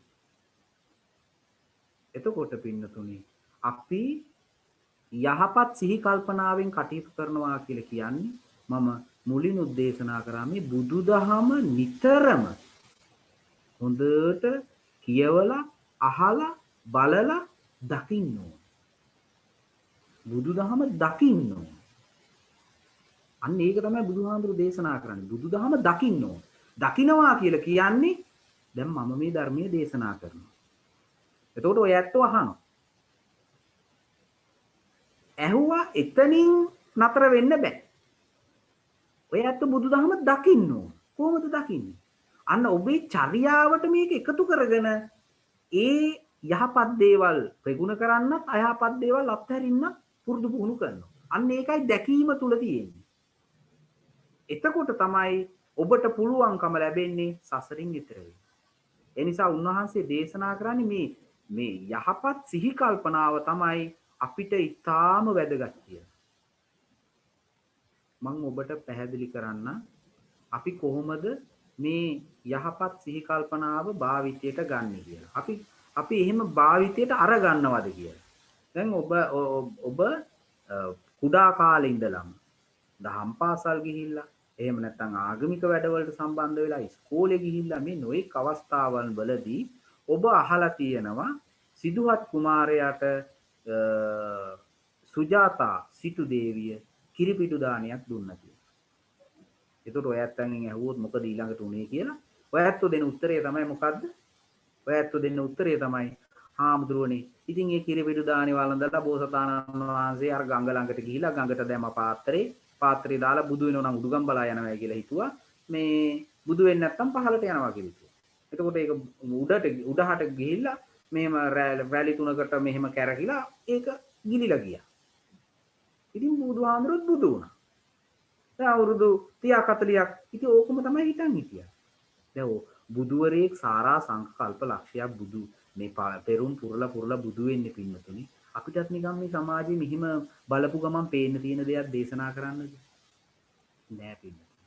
ඔය ඇත්තෝ ඔය මේ කාරණේෙන් ඔය ඇත්තෝ මීට එහා දෙයක් හිතුවද? මීට එහා දෙයක් හිතුවද ඔය පාත්‍රේ ගඟට දාපු එකේ? ඔය ඇත්තන්ගේ හිතින්ම ඔය ඇත්තෝ හිතලා බලන්න, අහලා බලන්න. බුදුහාමුදුරුවෝ ඉදී නෙමෙයි මේ ලෝකයට දේශනා කරේ. ඔය තියා විශාල අර්ථයක් තියෙන දෙයක් ඔය පාත්‍රේ ගඟට දැමීම තුලින් ලෝකයට අවබෝධ කරලා දුන්නේ. අවබෝධ කරගන්න අවස්ථාවක් ලැබුණේ. මොකද්ද? බුදුහාමුදුරු දේශනා කරන්නේ මේ ගඟ සමාජය කියලා හිතන්න කිව්වා. ගඟ සමාජය කියලා හිතන්න කිව්වා. එතකොට මේ පාත්‍රය තමන් කියලා හිතන්න. පාත්‍රය තමන් කියලා හිතන්න. දැන් දොස්තර මැතිතුමා හිතන්න. දොස්තර මැතිතුමා තමයි පාත්‍රය කියන්නේ. එතකොට දැන් මේ පාත්‍රය දානවා ගඟට. ගඟට දැම්මම ඔය ගඟ මොන ආකාරයට මේ නැමි ඔහොම අනන්තය දක්වා හරි මහ මුහුද දක්වා හරි ගලාගෙන යනවා. ගලාගෙන යනකොට අර පාත්‍රයට හානියක් වෙනවද නැහැ. මොන පඳුර තිබ්බත් මොන ඔය රැඳිච්ච කොටයක් තිබ්බත් ඒ කොටේ ළඟට ගිහිල්ලා අර පාත්‍රයේ හැමීන් එතන නතර වෙලා ආපහු ඊළඟට එන වතුර පාරින් ඒක ආයෙ ඈත් මෙහාට වෙලා ආපහු එතනින් ලිහිල් වෙලා ආයි ගලාගෙන යනවා. පාත්‍රයට හානියකුත් නැහැ, ජලයට හානියකුත් නැහැ. අන්න බුදුහාමුදුරු දේශනා කරන ඒ වගේ සමාජයේ සමහර මිනිස්සු ඉන්නවා. සමාජයේ ඉපදෙනවා. වැරදි දේ තියෙනවා. නමුත් සමාජයේ අපි මේ දේ කරන්න ඕනේ නැත්නම් සමාජයෙන් කොන් වෙනවා කියලා අර සමාජයේ ගලන ප්‍රවාහය දිහාවට ගලාගෙන යනවා. බුදුහාමුදුරු දේශනා කරන අනන්තය දක්වා ඒක යන්න පුළුවන්. ඒක අනන්තය දක්වා යන්න පුළුවන්. අර පාත්‍රය අනන්තය දක්වා මහමුද දක්වා හෝ ගියා ගමනවද? බුදුහාමුදුරු දේශනා කරනෝ නෑ. එහෙම නෙමෙයි. පාත්‍රේ ගඟට දාන. පාත්‍රේ ගඟට දැම්මම පාත්‍රේ උඩුගම් බලා යනවා. පාත්‍රේ උඩහට යනවා, ජල පහර පහළට එනවා. දැන් මේ දෙක අතර මොකද්ද මේ වෙන්නේ? ප්‍රතිවිරුද්ධ ක්‍රියාවලියක් නෙමෙයිද? ප්‍රතිවිරුද්ධ ක්‍රියාවලිය. ප්‍රතිවිරුද්ධ ක්‍රියාවලියේ අවසාන ප්‍රතිඵලය මොකද්ද? පාත්‍රය මේ ජලයේ ඇතිල්ලිලා කවදා හරි ගෙවිලා ෂය වෙලා යන්නේ නැද්ද? පාත්‍රය ෂය වෙලා යනවා. ගෙවිලා ෂය වෙලා යනවා. බුදුහාමුදුරු හිතන්නේ කිව්වා. සමාජයේ අපි නරකම සමාජي තමයි අපි ඉපදෙන්නේ. ඒතර මේ නරක සමාජයේ නරක පැත්තට ඔහි ගලාගෙන යන්න එපා. නිවැරදි දේ කියලා අපි අවබෝධ කරගෙන ඉන්නවා නම් නිවැරදි දේ අර පාත්‍රයේ උඩුගම් බලා ගියා වගේ නිවැරදි මාර්ගය අපි යම් ගමන් කරනවා. එතකොට බලන්න. ඔය ඇත්තෝ බෞද්ධයන් වශයෙන් ඔය ඇත්තෝ විතරද අද හිටියේ නෑ. එතකොට ඔය ඇත්තෝ නිවැරදි මාර්ගය අවබෝධ වෙච්ච නිසා තෝරගත්ත නිසා මේ සියලු වැඩ කටයුතු පසකට දාලා පේවස් සමාදන් වුණා. සිල්වත් ජීවිතයක් ගත කරනවා. අන්න යථාර්ථය අවබෝධ කර ගැනීම. මේක තමයි මේ බුදුහාමුදුරු දේශනා කරන්නේ. නමුත් මේ ලිච්ඡවීත් බෞද්ධ විහාරස්ථානෙට දන් පහන් පූජා කරන ගොඩාක් අය ඉන්නවා. දායක පව්. ඒතර ඒ අය අතරේ ඔබ සුවිශේෂී වෙනවා. ඇයි? පාත්‍රයේ උඩුගම් බලා යන ක්‍රියාවලියේ ඔබ නිරත වෙලා ඉන්නේ. අන්න බලන්න. ඒක සමාජයේ ගලාගෙන යන විදියට ගලාගෙන යන සමාජයේ රටාවට අනුව ජීවත් වෙන චරිත නෙමෙයි ඔබ. ඔබ ජීවිතයේ යථාර්ථය අවබෝධ කරගෙන ඉන්නේ. ඔබ දන්නවා මේ සංසාරයේ දුක්ඛිතයි. මේ ජීවිතය දුක්ඛිතයි. අවුරුදු 60 70ක් වෙච්ච කෙනා හොඳාකාරවම දන්නවා අවුරුදු 20 30 මම කොහොමද අතපය විසික් කරේ? කොහොමද මම ඇවිද්දේ? කොහොමද මම පුටුවක වාඩි වෙලා නැගිට්ටේ? නමුත් අවුරුදු 60 70ක් ගියාම පින්නතුනේ පුටුවක වාඩි වෙලා නැගිටිනකොට කී දෙනෙක් උදව්වට ඕනද? නැත්තම් තනියෙන් නැගිට ගත්තොත් අම්මෝ ගාගෙන මොන තරම් අමාරුවකින්ද නැගිටින්නේ. ඒකෙන් පසක් වෙන්නේ පිළිඹු වෙන්නේ මොකද්ද? ජීවිතේ නිස්සාරත්වය. ජීවිතේ අනිත්‍යතාවය. ජීවිතේ දුක්ඛිත තත්ත්වය. එතකොට අපි ප්‍රාර්ථනා කරන්නේ දිව්‍ය සැප, මනුස්ස සැප. දැන් මම මෙතනින් නැත්තන්ගෙන් ඇහුවා. මේ සිපේවත් සමාදන් වුණ ඇතෝ දිව්‍ය ලෝකෙ උපදින්නට කැමති, මනුෂ්‍ය ලෝකෙ උපදින්නට කැමති, එහෙම නැත්නම් සතර පායෙ උපදින්නට කැමති කියලා ඇහුවම සියලුම දෙනා ප්‍රතික්ෂේප කරනවා. මොකද්ද? සතර පාය. ඔන්න උතනින් භාගයක් කියනවා. කිහිප දෙනෙක් කියනවා මට දිව්‍ය ලෝකය ඕන. ඉතිරි ටික කියනවා මනුෂ්‍ය ලෝකය ඕන. එතකොට දැන් අපාය එපා කිව්ව එක සැරේටම ඇයි? මනසට ඇවිල්ලා තියෙනවා. පන්සලට බුද්ධ පූජා වර්ගන ගියා විහාරයන්ට රූප දිහා බැලුවම අර යක්ෂයා මේ වැරදි වැඩේ කරාම මේ උල් තියෙන ගහේ දානවා උණුවද ලෝදියේ දානවා මෙහිම දේවල් දැකලා නේද ඉන්නේ. ඒ නිසා අපාය උපදින්න බෑ. අපාය බෑ. දිව්‍ය ලෝකේ හා මනුෂ්‍ය ලෝකෙත් හා. හැබැයි පින්නතුනි අපි හිතමු මනුෂ්‍ය ලෝකේ අපි දැන් ඉපදිලා ඉන්නෝනේ. ඉතින් අපි දුක්ඛිත තත්ත්වයට නෙමෙයිදපත් වෙන්නේ. අපිට දුක නෙමෙයි දුරුම. දුකයි උරුම. හැමදේම වයසට යනකොට දුකයි. ආස කෑමක් කියලා වැඩියෙන් කෑවොත් දුකයි. ඒ ඉන්න බෑනේ ස්මෘතාව හැදිලා. එහෙම නැත්නම් ආස කෑම කන්න නැත්නම් ඒත් දුකයි. සල්ලි නෑ කිය ඉඳලා මහා පීතුම ලොතරැයියක් හැදුනා. ඊට පස්සේ අර නැතිකමට වැඩි දුකයි. මේක රැකගන්නේ කොහොමද? මේක රණුව ජීවත් වෙන්නේ කොහොමද? මහා රටේ නැති ප්‍රශ්න ගොඩයිනේ. ඒතර මේ ක්‍රියාවලියම සාපේක්ෂව අපි බැලීමක් කරන්නේ. අරකට වැඩිය මේක හොඳයි. හැම දෙයක් දිහාම සාපේක්ෂව බලන්න. පෘථග්ජන මිනිස්යාගේ ස්වභාවය ඒකයි. අපි හිතන නෝන යනවා මාකට් එකට සතියටම කෑම හදන්න එළවලු ටික අරගෙන ඉන්න. ඒක නෝන තෝරන්නේ. නෝනමයි තෝරන්නේ. ගෙනල්ලා එතනිනුත් තෝරනවා. අද මේව කන්නේ. හෙට මේව කන්නේ. අන්න දැන් මුලින්ම තෝරලානේ ගෙනා. ආයි මෙතනත් තෝරන්නේ. අන්න සාපේක්ෂත්වය කියන්නේ ඒකයි. හැම දෙයක් දිහා මේකයි.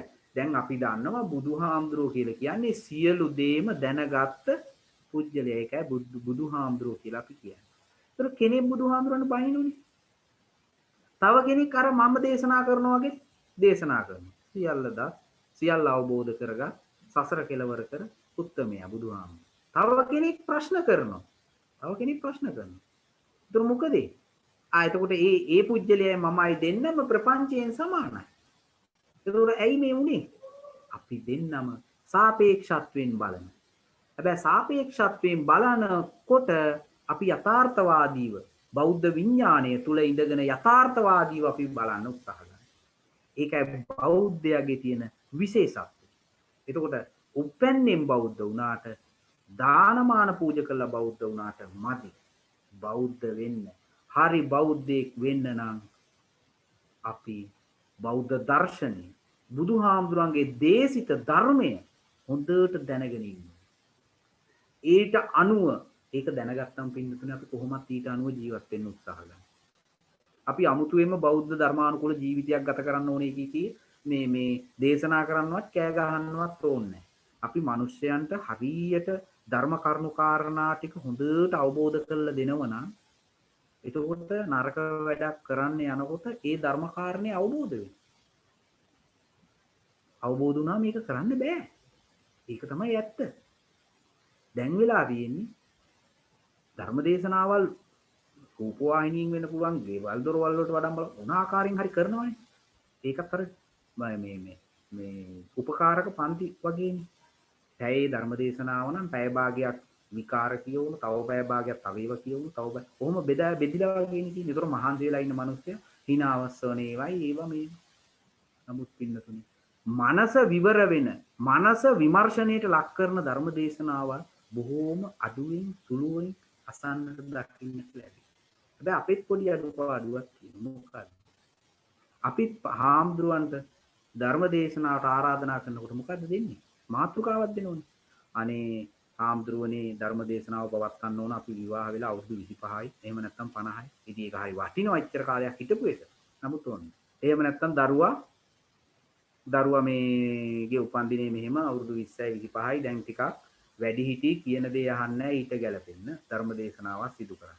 දැන් අපිට පුළුවන් ද පින්නතුනි ඒ ධර්ම දේශනාව කරන ස්ථානෙට ගිහිල්ලා ගැඹුරු ධර්මයක් දේශනා කරන්න අරම දේවල් කිව්වොත් බෑ. අන්න බලන්න. එතකොට මේ බුදුහාමුදුරු කෙනෙක් ලෝකයට පහළ වෙන්නේ බුදුහාමුදුරුවම දේශනා කරන ලෝකයේ මිනිස්සුන්ට විසඳ ගන්න බැරි ගැටලුවක් උද්ගත වුණා. ඒ ගැටලුව තමයි මේ ජජ්ජර තත්වයටපත් වෙන එකයි මරණයටපත් වෙන එකයි. ඒතර ඒකට පිළියම දේශනා කරන්න තමයි බුදුවරේ පහළ වෙන්නේ. එතකොට බුදුවරේ මේ දිනක් ගත්තම ලෝකයේ තුල මොන තරම් මිනිස්සු ඉපදිනවද? එහෙම ඉපදුනත් බුදුරු පහළ වෙන්නේ නැහැ. එහෙනම් සාරා සංක කල්ප ලක්ෂයකට පස්සේ බුදුවරේ පහළ වෙන්නේ මිනිස්සුන්ට විසඳ ගන්න බැරි ප්‍රශ්නයක් උද්ගත වුණා. අන්න ඒ විදියට මේ බුදුවරයා අපේ ගෞතම බුදුහාමුදුරන් වහන්සේ අර දෙවිවරු වගේ නෙමෙයි. මේ මහ පොළොවේ අපි ඉපදෙන ආකාරයෙන් මව් කුසකින් බිහි වුණා.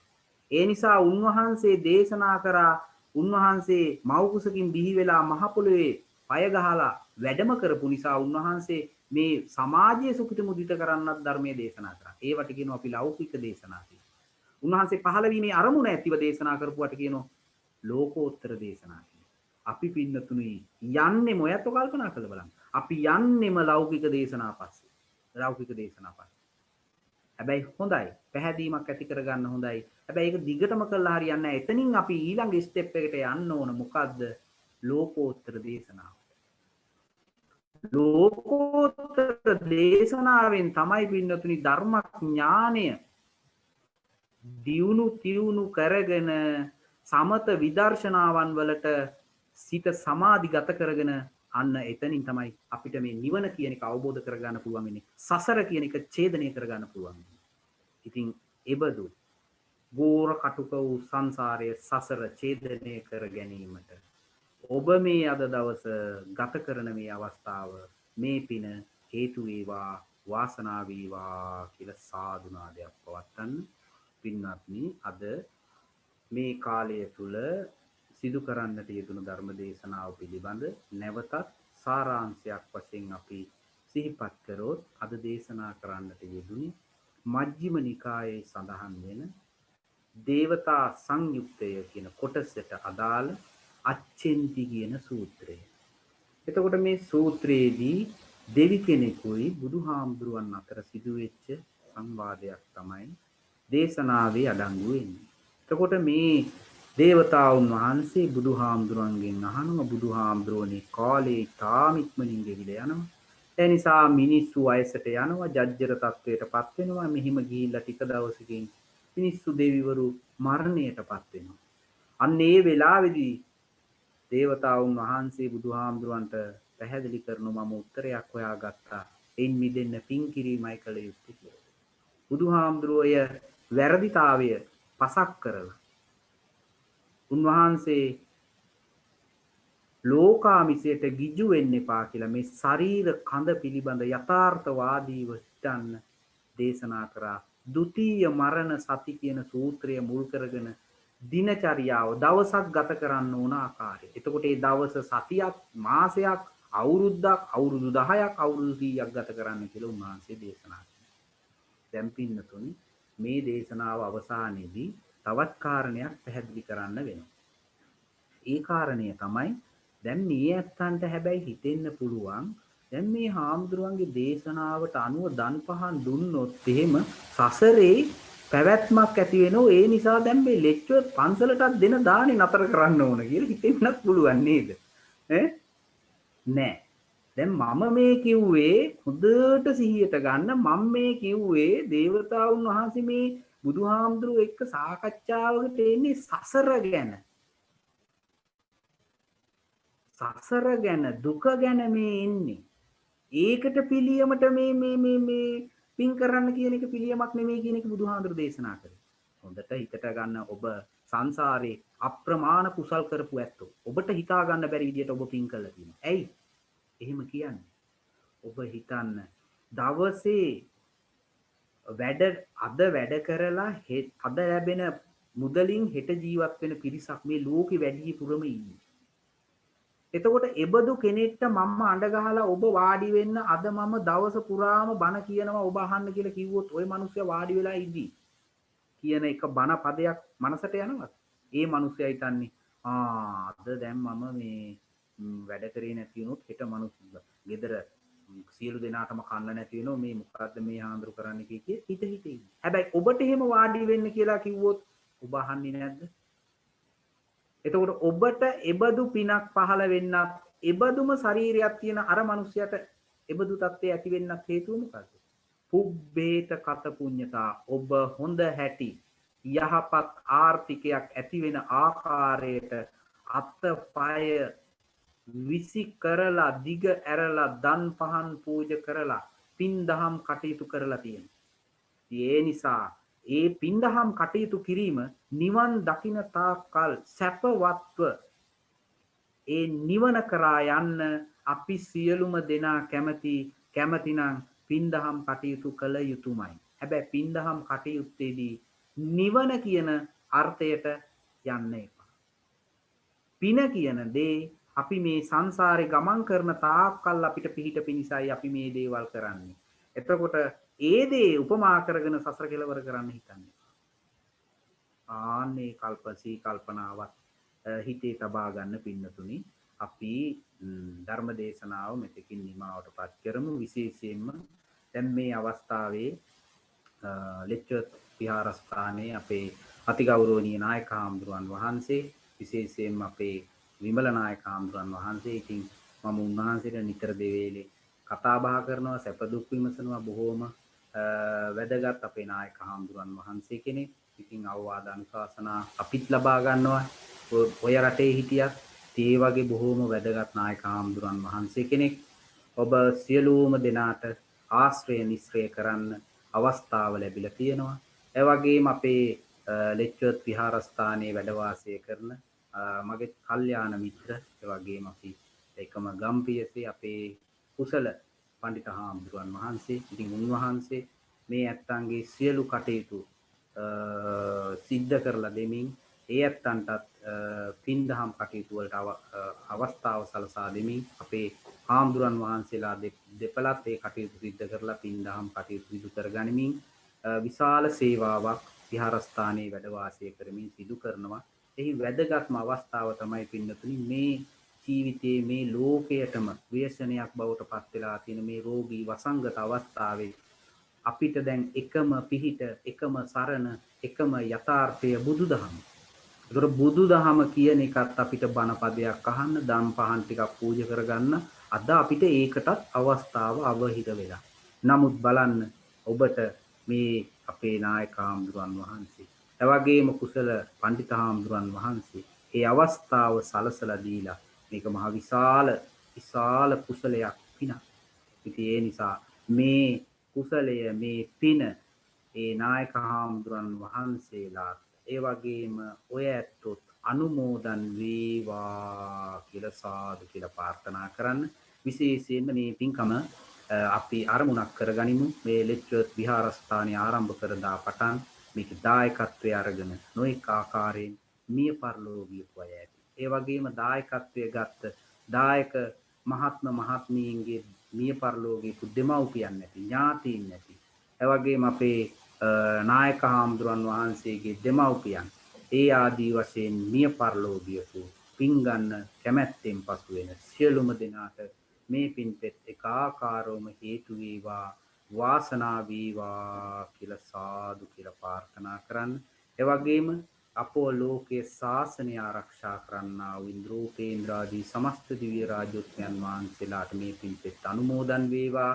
ඒ දෙවියන් මේ පින්පෙත් අනුමෝදන් වීම තුළින් සුජීවත්ව වාසය කරන අපේ ලෙච්චර්ත් විහාරස්ථානයේ නායක හාමුදුරන් වහන්සේ කුසල පඬිත හාමුදුරන් වහන්සේ ප්‍රමුඛ කරගත් මේ පින්වත් දායක පින්වතුන් සෑම සියලු දෙනාටම පැමිණිලා තියෙන පැමිණෙන්න තියෙන අපල උපද්‍රව දූරීභූත වේවා. විශේෂයෙන්ම අපේ දායකයන්ගේ රැකී ආරක්ෂා කටයුතු සිදු කරගෙන නිදුක් නිරෝගී භාවය ලැබිලා තව දුරටත් ඒ සමාජ සත්කාරයන් සිදු කරමින් නිදුක් නිරෝගීව කටයුතු කරන්නට තුනුරුවන්ගේ ආශිර්වාදයම ලැබේවා කියලා සාදු කියමින් අපි දෙවියන්ට පින් දෙමු.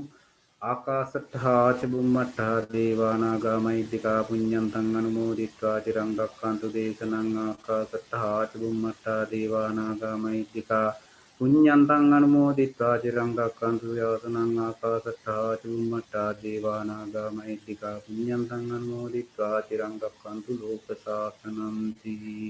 ඕම වන්දනා කරගන්න. අභිවාදන සීලිස්ස නිච්ඡං වද්ධාපචායිනෝ චත්තාරෝ ධම්මා වඩ්ඩන්ති ආයුවන්නෝ සුඛං බලං ආයුරාෝග්‍ය සම්පatti සග්ග සම්පatti නිවචේ අතෝ නිබ්බාන සම්පatti විනාශේ සමිජ්ජතු.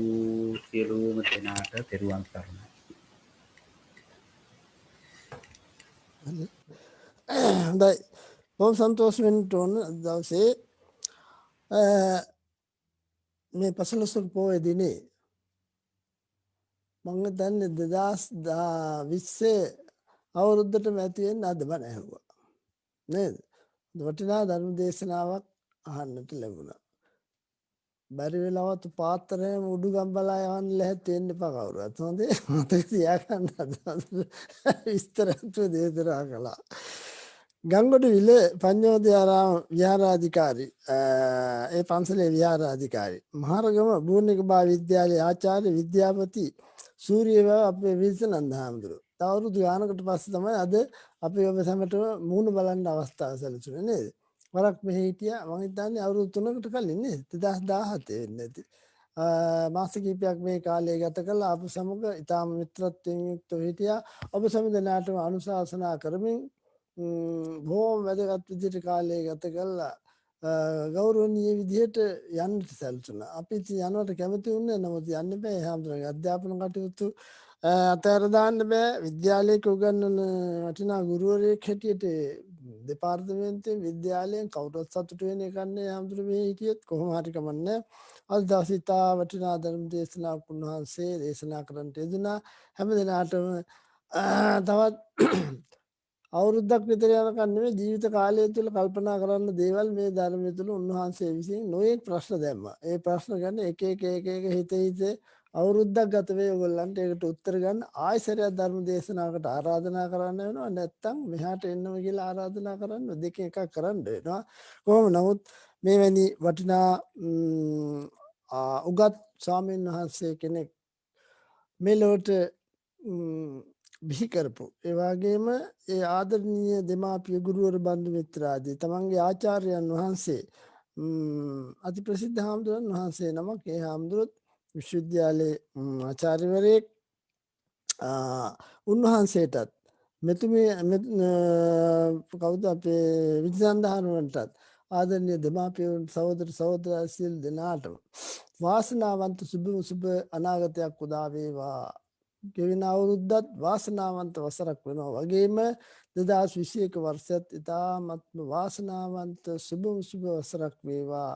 තව තවත් උන්වහන්සේට ධාර්මික ආගමික කටයුතු කරමින් ලෝක ශාසනයට විශාල සේවාවක් කරන්න තව කාලෙ හුඟක් තියෙනවා. තාම තරණයි හරියට. මේ විදිහටම ධර්මානුශාසනාවන් කරමින් ශාසන කටයුතු වල යෙදමින් වාසනාවන්ත කාලයක් ගත කරනවා වගේම දීර්ඝායුෂ සම්පන්නිය නිදුක් නිරෝගී භාවයේ ලැබේවා. රවිචන්ද්‍ර බුදුගුරු සුඛසන් රාහු කේතු කියන නවග්‍රහයන් යම්ෂ අපලෝපද්‍රාදී යමත් තිබුණා නම් තිබෙනවා නම් අනාගතයේ ඉදිරියට ඇති වෙන්න තිබේ නම් ඒ සියල්ලක්ම බුද්ධ ධම්ම සංඝ ත්‍රිරත්නයේ ආරක්ෂාවෙන් බුද්ධ ධම්ම ත්‍රිරත්නයේ සරණින් ඒ වගේම ලෝකපාලක අල්පේශාක මහේශාක සියලුම දෙවි දේවතාවුන් වහන්සේලාගේ ආරක්ෂා සම්පත්තිය උග්‍රහණ ශස්ත්‍රාදීන් දුර වෙලා හොඳ ශාරීරික සෞඛ්‍යයෙන් යුක්ත මේ මහා व्यसन ස්ථිර කාලය තුල බොහොම ප්‍රවේශමින් උන්වහන්සේත් ආරක්ෂා කරගෙන කාලය ගත කරන්නට අවස්ථාව සැලසේවා. ලෙඩ දුක් කරදර හිරිහැර වලින් තොරව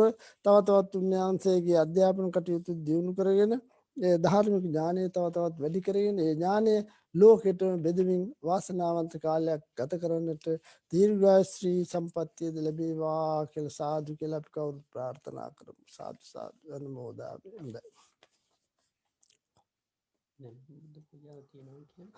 දැන් අපි විනාඩියෙන් ආරම්භ කරනවා දහවල් බුද්ධ පූජාව පැවැත්වීමට.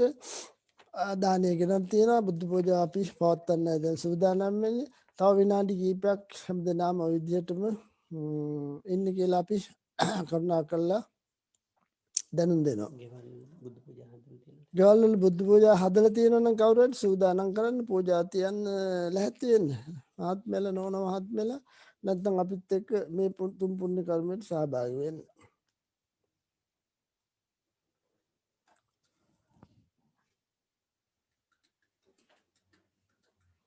හරි නේද?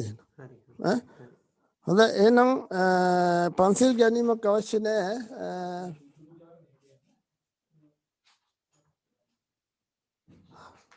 නමස්කාරය කියන්න හොඳ හැමද? ඔව් මේ අතර උඩ ගෙස් රූම් එන්නල් වෙනලා පොඩ්ඩක් විනාඩියක් ඉන්න උපාසක උපාසිකාවනි මෛත්‍රිය අනුගමනය කරන්න පොඩ්ඩක් කරුණා කරන්න. තව ටික වෙලා විනාඩියක්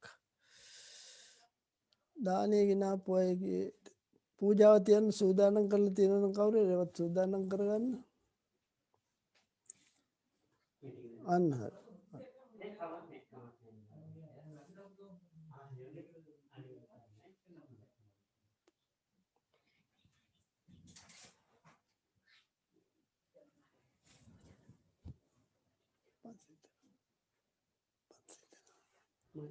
පන්සිල්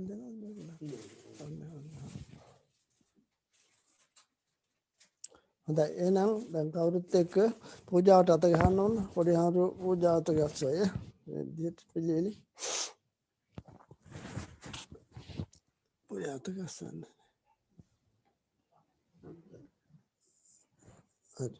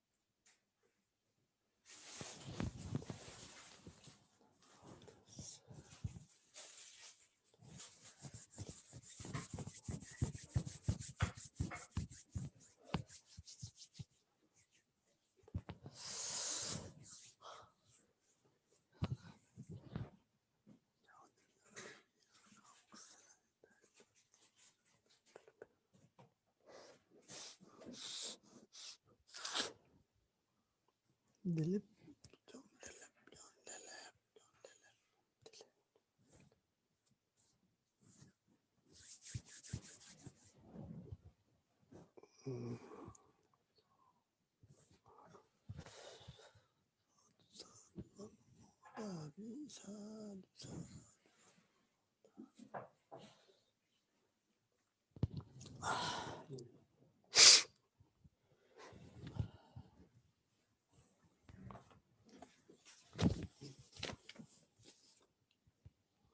Kopi ini tadi ada berapa?